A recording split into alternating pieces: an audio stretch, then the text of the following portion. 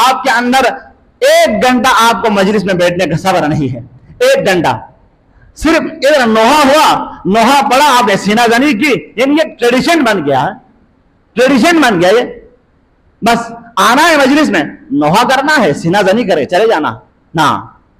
बेशक किसी और मजहब में हो सकते हैं, कोई और करते होंगे, लेकिन आपके नूरबख्शों के अंदर, आपके नूरबख्शों के अंदर बाकायदा आदाब मजालिस है, बाकायदा मजलिस की अहमियत है।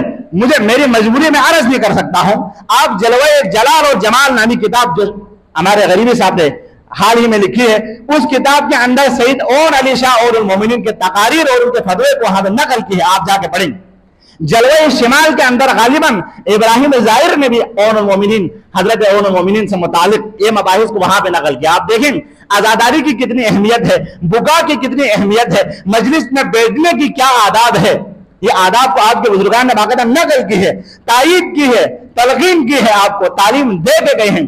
फिर भी हम नूरबख्शी होने का तो दावा करें, लेकिन आजादारी इमाम हुसैन के अंदर नूरबख्शी वो आदाब नहीं है, नूरबख्शी वो अक़दार खत्म होती जा रही है, नूरबख्शी वो रिवायात खत्म होती जा रही है। आपके नोहों के अंदर वो सोच नहीं है, आपकी मर्जियों के अंदर वो सोच नहीं है, आपके आंखों के अंदर वो आंसू नहीं है, आपके दिल में वो गम हुसैन नहीं है।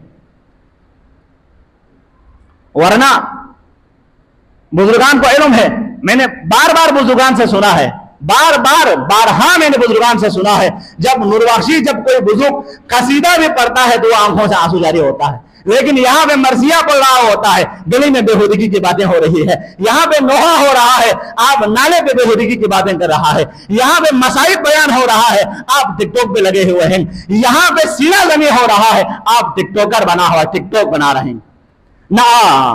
ना नूरबख्शी बहनों के लिए पर्दे की अहमियत है, न जवानों के लिए अक़दार और सकावत की अहमियत है, न आज़ादारी इमाम हुसैन की मजलिस की अहमियत है।